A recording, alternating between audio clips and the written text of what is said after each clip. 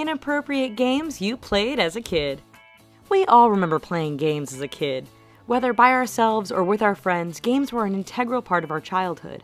That said, it's likely at some point you took part in a game that was clearly inappropriate. From video games to dangerous physical play, these childhood games are deemed inappropriate for a number of reasons, but we played them all nonetheless. Slingshot fights. This simple yet extremely dangerous game required at least a couple of friends, some slingshots, and usually a pile of rocks. That's it. In most cases, you didn't start out intentionally firing the slingshots at each other until someone got bored. Teams then proceeded to shoot rocks at each other while others dodged return fire. Looking back, we cringe at how dangerous this actually was, but at the time it was a lot of fun. The game usually stopped when someone got hurt. Everyone would run to the injured friend and make sure they were okay, but more importantly, make sure they weren't going to go home and tell their parents. Doctor.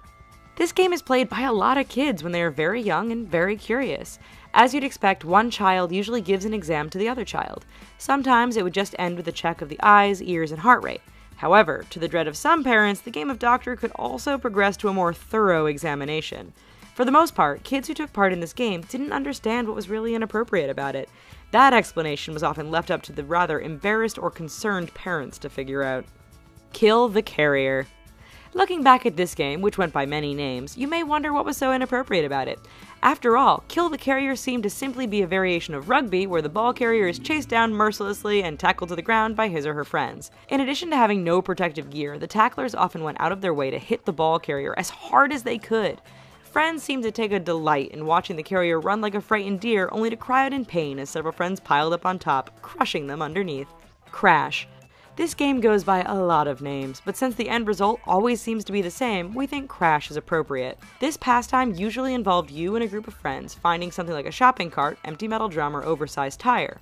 Once you located a hill, one or more of your friends climbed in and were sent flying down, almost always crashing at some point. If you were lucky, you only got the wind knocked out of you, though on more than one occasion, kids went home with bruises, missing teeth, and broken bones because of this fun yet inappropriate and totally dangerous game.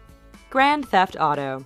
If outdoor activities weren't your thing, then you likely enjoyed a good chunk of your childhood inside playing video games. If you were a kid around the turn of the century, then you probably played at least one of the games from the Grand Theft Auto series. In 2001 and 2002, Grand Theft Auto 3 and Vice City were pretty advanced open-world games and were a lot of fun to play. They were also wildly inappropriate for kids, thanks to the extreme violence and sexual content. Driving parents especially crazy was the fact that kids could control a character who could employ the services of a prostitute to regain health. The series is still going strong today and still as inappropriate for kids as it ever was. Red Rover. In the 1990s, parents groups and schools started coming down hard on certain games that were deemed dangerous on the playground. The timeless and potentially dangerous classic known as Red Rover was at the top of their ban list. In short, the game saw two teams of kids face off with one chosen child from each team picked to try and break the locked arms of the opposing team. If you were called over, you charged like a bull, not caring if you caused your friend's shoulder, wrist, or arm injuries. If you were a defender, you tried your hardest to clothesline the oncoming player, often to the enjoyment of everyone watching. Spin the Bottle. This game was played at more than one childhood party, and even makes the occasional appearance at parties with older people today. Spin the Bottle is a very simple game where the person has to kiss whoever the bottle points to within a circle of friends. Hardly seems inappropriate, unless of course you were the parent. While kids loved the unpredictable excitement, adults were less than thrilled when they discovered their little ones locking lips. Choking game.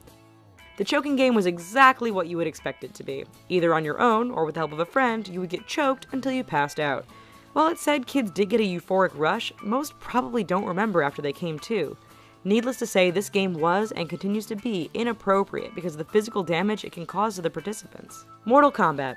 When many of us were kids, Street Fighter was a popular arcade martial arts game. In 1992, Mortal Kombat took the crown thanks to cutting-edge graphics which saw realistic-looking fighters squaring off against one another.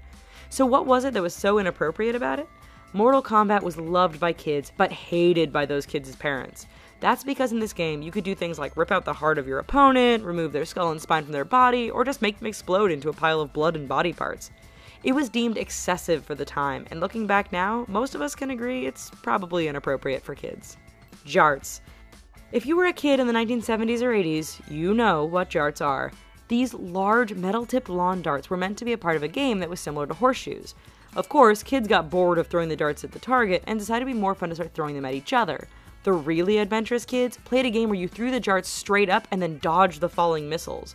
While thousands of kids were reportedly injured because of darts, it's amazing that only one was killed. That was deemed enough, and the original metal-tipped lawn darts were banned throughout North America in 1989. So how many of these stupid games do you remember playing? Yeah, me too. Pretty much all of them. We hope you enjoyed the video. Here are some other videos we think you might like, and please don't forget to click like and subscribe. Thanks.